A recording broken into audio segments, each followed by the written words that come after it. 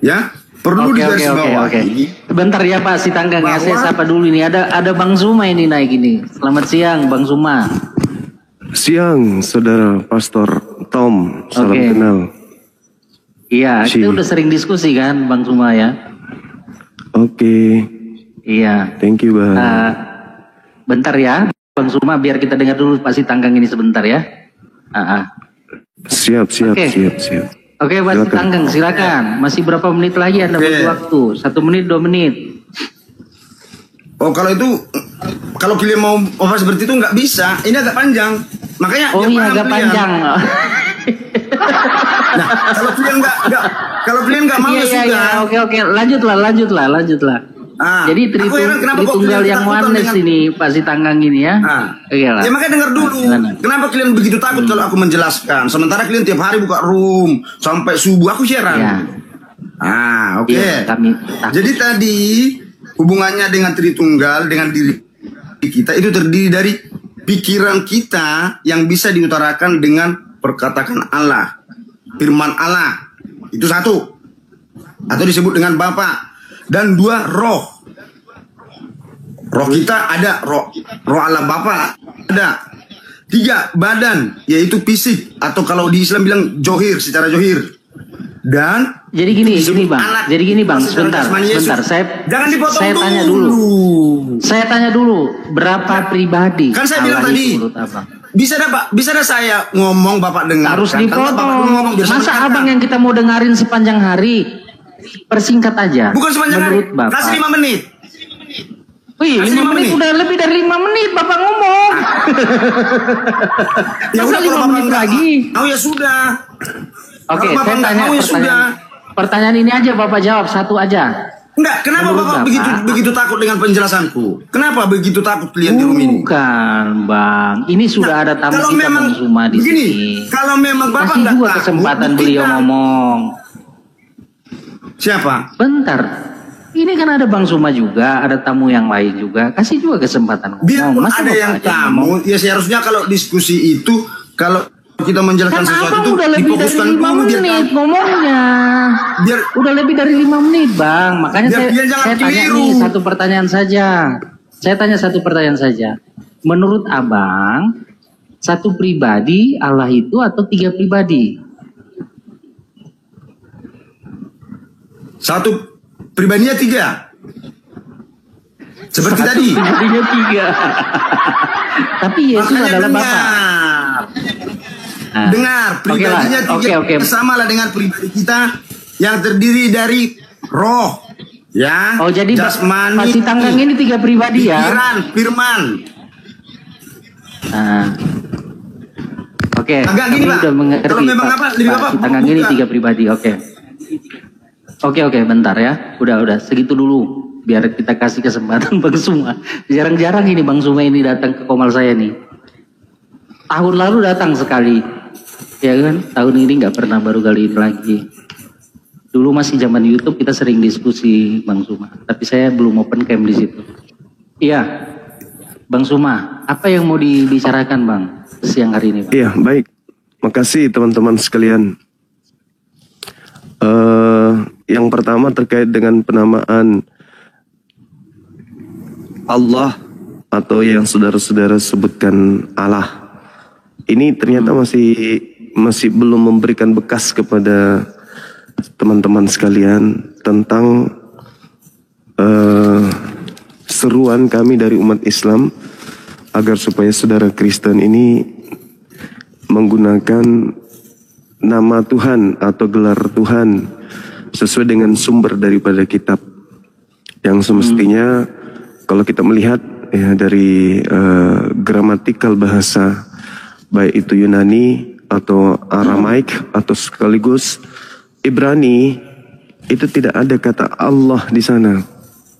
Tapi di Indonesia ini saudara-saudara Kristen sangat familiar menggunakan kata Allah ini dibandingkan menggunakan kata Theos, di mana sumber kitabnya sendiri itu menggunakan kata Theos, atau kalau dalam Ibrani kitabnya Yahudi Eloah atau Elohim atau Yod-He-Vav-He.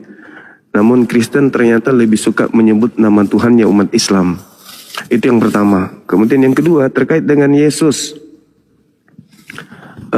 Menurut Bisa saya satu nih, dulu Bang. Satu dulu iya, yang boleh, kita boleh. bahas. Silakan. Kata Allah dulu Silakan, ya. silakan. Siap. Jadi kata dalam bahasa itu kan berhubungan dengan budaya dari komunitas di mana bahasa itu dipergunakan kan. Nah, terkait kata Allah dalam komunitas sebagai bangsa Indonesia itu tidak tiba-tiba muncul dalam bahasa Indonesia. Karena bahasa Indonesia itu sendiri mengambil bahasa Melayu menjadi bahasa Indonesia, kemudian karena perkembangan budaya dari bahasa Indonesia sendiri, bahasa Melayu yang tua ini berubah dengan bahasa Indonesia sekarang. Makanya kita bisa melihat kamus bahasa Indonesia itu juga ada edisi yang disempurnakan, kan begitu. Nah, jadi terkait kata Allah di dalam bahasa Indonesia itu ditulis dalam bahasa huruf-huruf Latin, bukan huruf-huruf Arab. Artinya sudah ada adopsi ya dari bahasa Arab ke bahasa Indonesia. Nah,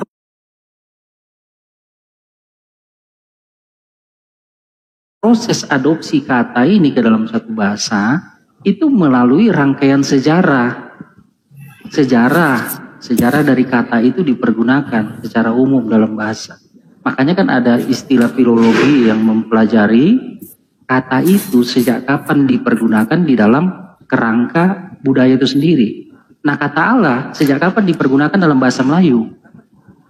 Ya kan? Ada orang Melayu versi Islam mempergunakan kata Allah itu.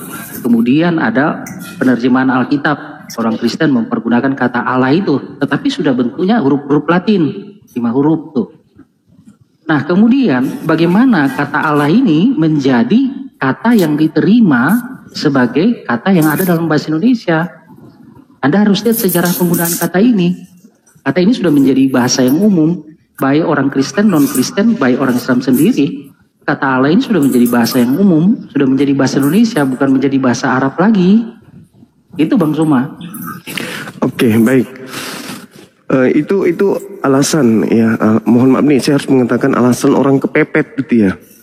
Karena kata Allah dengan Latin ALLAH ini dalam KBBI itu adalah nama Tuhan dalam bahasa Arab. Coba Anda buka KBBI sekarang. Kalau Anda menggunakan ejaan EYD atau ejaan apapun yang Anda katakan bahwa orang Kristen sudah punya hak untuk menggunakan itu, nggak ada. Allah itu tetap aja nama Tuhan dalam bahasa Arab. Silakan Anda tampilkan KBBI. Nah, kalau Anda mengatakan bahwa sudah diadopsi, sabar dulu Bang.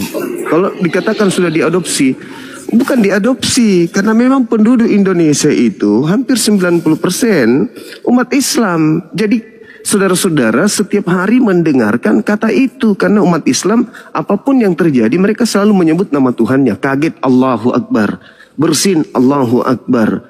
Kemudian mereka kesandung batu Allah, Allah, Allah. Akhirnya kalian ikut-ikutan. Padahal sebenarnya kalau Anda melihat original teks dari kitab saudara secara historis, gramatikal, jelas bahwasanya kitab saudara itu harusnya diterjemahkan ke dalam kata dewa atau Tuhan, bukan Allah, karena Allah itu adalah milik prerogatif orang-orang Islam, karena kata Allah itu hanya bersumber dari kitabnya umat Islam. Kalau dipaksakan kemudian saudara ada kata Allah atau kata Allah di dalam kitab saudara dalam bahasa original teks, misalnya dalam Yosua 24 nomor 26, di situ ada ALLAH, tapi artinya pohon besar. Ada juga di Mazmur 10 nomor 7 ejaan kalian Allah, ada di Mazmur 10 nomor 7 Allah itu artinya sumpah serapah. Atau dalam bahasa Yunani sekalipun itu juga ada di dalam kitab saudara. Bagaimana kemudian kata Allah itu diartikan dengan kata tetapi. Nah, apakah Tuhan Anda pohon besar atau sumpah serapah atau tetapi? Kalau tidak berarti merujuk kepada umat Islam, yaitu Al-Quran. Nah, coba saudara saya jelaskan. Dari mana Anda mengambil kata Allah ini? Sementara Allah dalam KBBI, nama Tuhan dalam bahasa Arab. Sedangkan kitab kalian diterjemahkan dari bahasa Inggris atau bahasa Belanda. Bahasa Belandanya Tuhan itu kan Her. Nah, masuk ke dalam bahasa Indonesia, bukan masuk ke dalam bahasa Arab. Begitu saudara, silakan. Oke.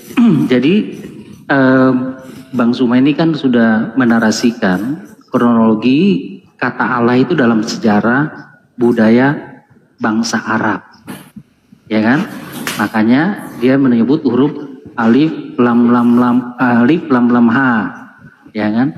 Kalau di dalam Alkitab bahasa Ibrani, kata Allah itu bukan 4 huruf, tapi alef, lamet, he, hanya 3 huruf. Cuma dia ada titik pengeras, jadi bacanya Allah. Nah, itu yang diartikan pohon besar dan tidak ada hubungannya dengan Sang Tuhan, Sang Pencipta. Nah, sejarah dalam bahasa Arab kata Allah itu it's okay, silakan, ya kan? Tapi kan kata Allah ini kemudian dipergunakan dalam bahasa Melayu, ya kan? Dipergunakan oleh orang-orang Melayu di masa lalu, ya. Ya kan orang Melayu menyembah Allah. Bentar dulu ya. Jadi kita gantian ngomong nih. Kita bicara sejarah kata itu, filologinya, ya. Jadi bukan berbicara sejarah hanya konteks di Arab toh, tapi kemudian kan kata itu menyebar. Ya kan, menyebar dan dipergunakan oleh orang-orang Melayu. Tapi kalau membaca tulisan-tulisan bahasa Melayu zaman dulu, tidak semuanya pakai huruf Arab. Mereka juga pakai huruf Jawi kuno atau Sanskerta dalam membahasakan kata Allah itu. Nah, kemudian waktu penterjemahan Alkitab, kata Allah itu digunakan dengan huruf Latin oleh Lederer. Ya, dari kata Elohim atau Theos. Nah, kalau abang menuntut pakai Theos atau pakai Elohim, itu kami belum menerjemahkan. Itu hanya mentransliterasikan. Ya, yang kita bahas di sini bagaimana kata Allah ini kemudian menjadi bahasa Indonesia. Anda merujuk ke Kamus Besar Bahasa Indonesia. Kamus Besar itu baru ada sesudah kata itu dipergunakan sedemikian lama. Jadi orang berbahasa duluan baru muncul kamus. Jadi jangan dibalik, kamus duluan baru bahasa. Ya. Jadi umumnya di dalam bahasa Indonesia ketika orang Indonesia mengambil bahasa Melayu dijadikan sebagai bahasa nasional, otomatis budaya yang sudah ada di dalam bahasa Melayu ini mempergunakan kata Allah untuk menyebut Sang Pencipta masuk di dalam pemahaman berbahasa Indonesia ini. Itu filologinya, itu sejarahnya. Makanya penggunaan kata Allah ini diterima secara umum. Ya, diterima secara umum oleh semua agama yang ada di Indonesia. Bahwa kata Allah ini merujuk kepada Sang Pencipta. Ya, terserah nanti agama masing-masing. Bisa tunjukkan ya, data proper name-nya apa? Oke, Anda minta saya tunjukkan bukti bahwa kata Allah ini di dalam bahasa Indonesia sudah diterima secara umum merujuk kepada sumbernya Sang dari Pencipta. Sebentar ya. Sumbernya dari mana? Ini kita udah sampai. Dari Islam atau dari Kristen? Sebentar. Kita bicara filologi. Ya, sejarah kata itu. Ya, sejarah kata itu kita sampai pada satu titik di mana kata Allah itu diterima oleh semua orang-orang yang beragama apapun di dalam negara kesatuan Indonesia. Di mana itu, Bang? Saya kasih tahu ya. Perhatikan kawan-kawan, record ya. Saya kasih tahu ya, dokumen resminya ya. Saya kasih tahu. Iya, silakan. Undang-Undang Dasar 1945. Alinea ketiga. Saya bacakan. Sebentar. Anda nggak ngerti filologi, jangan tertawa. Kita nggak adu congor di sini, kita adu data. Iya, buktikan kalau Allah itu berasal dari agamamu. Diam dulu. Kenapa kepanasan? Kita ini bicara filologi, ya. Anda tahu ilmu filologi? Tahu. Ya, kata Allah kemudian diterima secara umum oleh seluruh orang Indonesia. Sumbernya dari mana kata Allah itu dulu? Ketika menerima, bentar. Jangan sumber dulu, Bos. Lagi. Jangan harus lagi. Sumber kata Allah itu dari mana? Kawan-kawan, lihat. Bang Suma tidak mau menerima kenyataan fakta. Bukan, kalau Anda mau saya menerima, bertanya.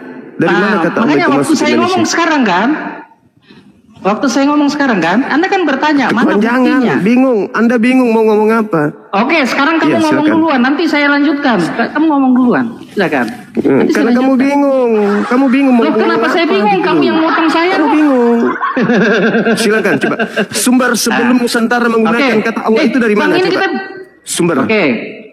Oke ya. Sumber. Saya masih dari harus kitab suci ngulangin Anda atau lagi. dari kitab suci saya? Bentar Sumber ya. kata Allah itu sebelum masuk ke Saya Nusantara sudah dari kitab bicara Allah atau dari kitab sampai saya? di titik sekarang nih. Sekarang ya, sebagai Indonesia, warga negara Indonesia, Kok Indonesia? kata Allah itu, KBBI coba Anda buka. sebentar Bang, kita bicara kata Allah dalam bukti otentik sejarah bangsa ini. Kata Allah itu dipergunakan Iya, secara silakan. proper Iya, atau silakan. generik. Sumber berarti Anda berbicara sumber kan? Oke, diamlah dulu ya. Ya, di dalam alinea ketiga pembukaan Undang-Undang 1945 bunyinya begini. Atas berkat rahmat Allah yang Maha Kuasa dan dengan didorongkan oleh keinginan luhur, semua elemen ya Indonesia di dalam sidang BPUPKI persiapan untuk kemerdekaan Indonesia menerima teks ini, baik dari wakil Kristen, baik dari wakil Hindu, baik dari wakil Islam, bahwa Allah di sini yang dimaksud adalah Sang Pencipta. Ya, jadi kata Allah di sini secara nasional diterima sebagai generic name. Terserah nanti kalau Islam mau menganggap ini sebagai proper name, terserah Anda. Tetapi secara konstituen dan undang-undang kata Allah di sini bukan milik Islam saja jadinya. Karena Undang-Undang Dasar 1945 jadi dasar buat semua elemen bangsa ini dari agama manapun berdirinya negara ini. Dan ini di sidang BPUPKI, badan yang mempersiapkan kemerdekaan Indonesia.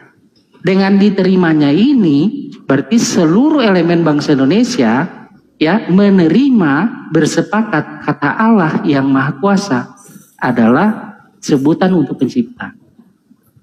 Itu ya valid. Anda mau Di mana itu, teman? Bang? Oke, saya bantah. Alinea ketiga pembukaan Undang-Undang 1945. Siapa anggota-anggota BPUPKI yang bersidang dan menandatangani semua ini? Kan tidak Oke, ada. baik. Oke. Itu yang pertama. Anda yang jelaskan. Sekarang saya yang jelaskan yang keduanya. Anda harus pahami bahwasanya ketika kita melihat kata Allah ini, kata Allah satu-satunya sumber itu dari Al-Quran. Tidak ada dari kitab lain. Itu satu. Yang kedua, ketika merumuskan negara ini, memang mayoritas penduduk Indonesia pada saat itu memperjuangkan kemerdekaan, itu 90% lebih umat Islam. Yang merumuskan juga umat Islam.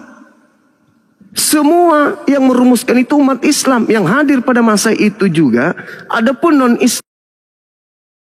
Coba kawan-kawan, semua itu nggak ada ilmunya, nol. Ya, kalau memang dia ada ilmunya, dia nggak akan kejang-kejang seperti itu. Orang saya yang punya Komar, saya lebih santai loh dari dia loh. Ya. Jadi kalau secara filologi kata Allah di dalam masuk menjadi kata dalam bahasa Indonesia itu jelas-jelas. Lu sekarang mau menggugat kata Allah itu nggak boleh dipakai oleh orang beragama lain, ya sudah, kamu gugat Undang-Undang Dasar 1945. Kamu gugat itu, mulai dari situ kamu hapus. Ya, gugat itu sampai lu menang tuh di pengadilan tuh. Ya, kita cek lagi ke belakang. Oh ternyata ada tulisan adat Bugis Makassar. Ya judulnya Dewata Sewae. Iya Dewata Sewae. Allah Ta'ala dan Maha Kuasa.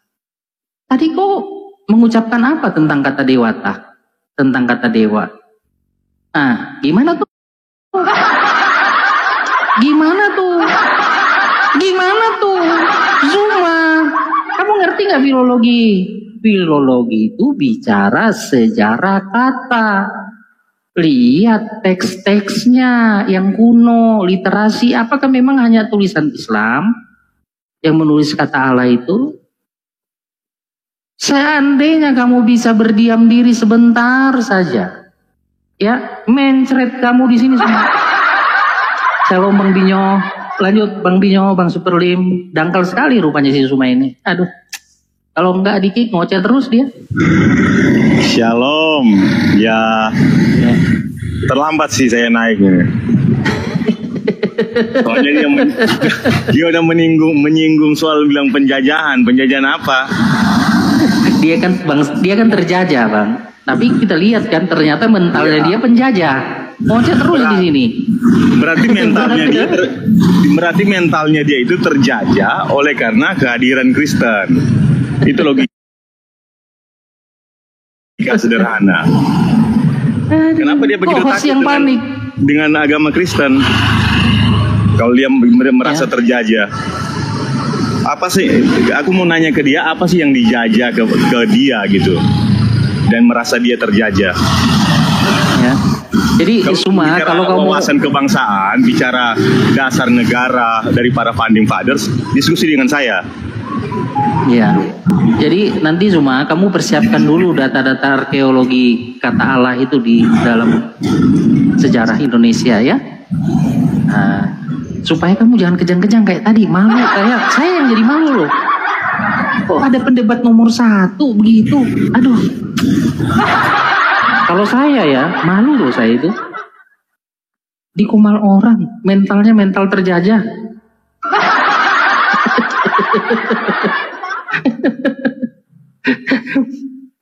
Pengikutnya di bawah bilang, semua menang. Orang dia ngoceh terus gimana? Sih, dia mau ceramah di sini. Ternyata filologi aja ilmunya masih kurang sekali semua ini ya. Gimana hanya ngoceh. Makanya saya itu diam-diam saja ya. Kasihan saya kalau menangani orang-orang kayak ini semua ini. Ya. Ketahuan kan? Coba kalau dia itu bisa menahan diri mengatur waktu tuh gantian ngomong. Dari segala dokumen-dokumen ini kita bisa melihat bahwa sejarah kata Allah ini, filologi kata Allah ini ada sejarahnya sehingga menjadi bahasa Indonesia. Bukan lagi menjadi bahasa milik Arab tok gitu ya. Sama seperti misalnya kata kantor. Kata kantor dari bahasa Belanda, kemudian dalam proses sejarahnya akhirnya jadi bahasa Indonesia. Begitu juga kata airport ya dari bahasa Inggris menjadi bahasa Indonesia. Kata bandara dari bahasa Sanskerta bertransformasi terus dalam sejarahnya menjadi bahasa Indonesia. Begitu juga kata Allah. Ya. Jadi ketika di zaman sekarang ini orang Kristen mau menerjemahkan ya Alkitab, dia tidak bisa menerjemahkan Elohim itu menjadi Elohim lagi. Itu bukan penerjemahan, saudara-saudara. Itu namanya mentransliterasikan dari huruf Ibrani Alef, Lamed, He, Yod Mem, ya kan, ke huruf apa? Latin E, L, O, H, I, M. Jadi hanya sebatas transliterasi kalau kata Elohim dipindahin menjadi abjad Latin Elohim. Nah makanya kata Allah ini kan sudah menjadi budaya Indonesia. Ya, sudah menjadi nama yang umum, sebutan yang umum untuk Sang Pencipta. Dasarnya apa? Undang Dasar 1945. Ya, yang menandatangani di situ orang-orang Islam sendiri, lebih banyak ya. Ada Samratulangi sama Maramis, ada lagi Ida Bagus Putra Manuaba, itu dari Bali, ya kan? Jadi dengan demikian kata Allah ini sudah masuk ke dalam Undang-Undang Dasar 45, makanya kata Allah ini menjadi suatu kata yang diterima oleh semua. Bebas dapat bonus. Bahkan ini persiapan mau merdeka loh. BPUPKI ini kan.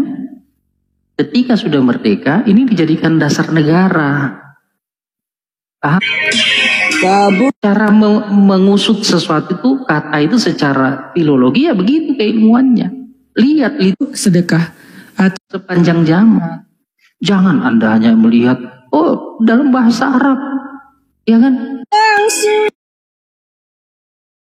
Luar biasa. Tapi kan ada pertemuan budaya. secara internasional semua budaya itu bertemu, berkumpul menjadi satu. Di dalam perdagangan kah, dalam hubungan internasional kah. Nah, makanya terjadi pembauran bahasa. Bahasa itu saling adopsi satu sama lain.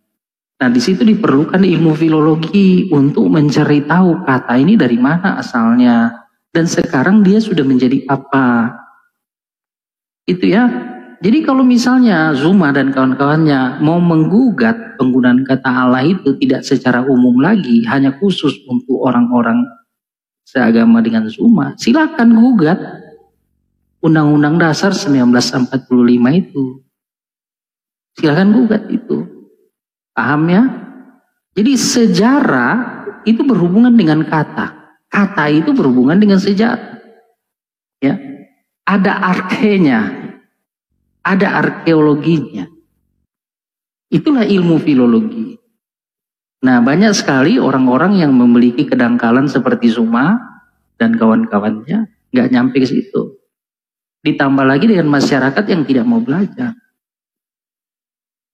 Ya, sayang sekali ya, Zuma nggak mau berbicara gantian. Ya, padahal tadi Bang Zuma menuduh kami ini penjajah. Tapi mental penjajah ditunjukkan oleh Bang Zuma sendiri. Dengan tidak mau gantian ngomong. Ya kan? Dia mengakui dirinya adalah salah satu orang yang terjajah. Tapi dia tidak mau sabar gantian ngomong. Kan orang terjajah itu kan sabar. Diajak ke PK aja Pak. Diajak ke PK. Biar ada waktunya. Iya terserah dia mau kapan, mau PK, mau apa. Ya. Iya diundang biar. Oke ya kawan-kawan ya. Bapak makin apa juga. Sudah selesai mantap. itu ya. Selesai itu ya. Ternyata Zuma nggak tahu ilmu filologi. Sopi. Udah mantap. Makanya dia ngomong gitu. Dia semenjak banyak kalah dengan apologi jadi sepi. Jadi lari ke apa dia? Agak liar sekarang. Ya nggak apa-apa Bang, nggak masalah. Itu sih nggak apa-apa, terserah dia mau bagaimana. Gitu ya. Zuma itu nggak akan saya turunkan kalau dia kalau dia bisa gantian ngomong kawan-kawan ya. Jadi di Komal ini ya, orang yang sebenarnya sudah kosong, nol, sudah argumennya patah, itu punya satu-satunya cara adalah ngoceh terus supaya di-kick. Karena kalau dia turun sendiri kan malu. Nama besar kabur dari diskusi kan malu. Akhirnya dia ngoceh terus. Masa kalian nggak bisa menilai mental seperti itu? Ya, kalau memang dia punya kebenaran, dia akan bertahan di sini dan memberi kesempatan saya ngomong. Begitu, ya. Masa udah di kelas begini masih mau tanya filologi itu apa? Iya. Saya kasihkan bukti-bukti data filologi itu tuh. Salah satu puisi atau tulisan sastra adat istiadat. Kejang-kejang dia. Ya kan? Nah, itu filologi. Salam Os. Shalom Bu Mai. Salam.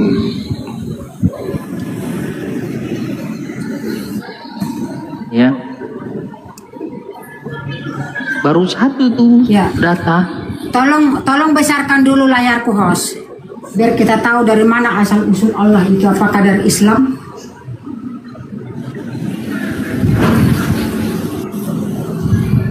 Jadi sebenarnya yang seperti dibilang hostnya, sama itu seperti debata. Kalau di orang Batak itu memang debata itu bukan buatan orang Israel, tapi debata itu ditujukan oleh orang Batak zaman dulu kepada pencipta, sehingga orang Kristen itu mendapati. Tapi walaupun kita sama-sama menyebut debata sama permalim sama kita, debata yang kita maksud adalah punya nama. Yotepape. Nah demikian juga bisa dibesarkan host layarnya. Bu Mai, kita bahas yang tadi aja. Ya.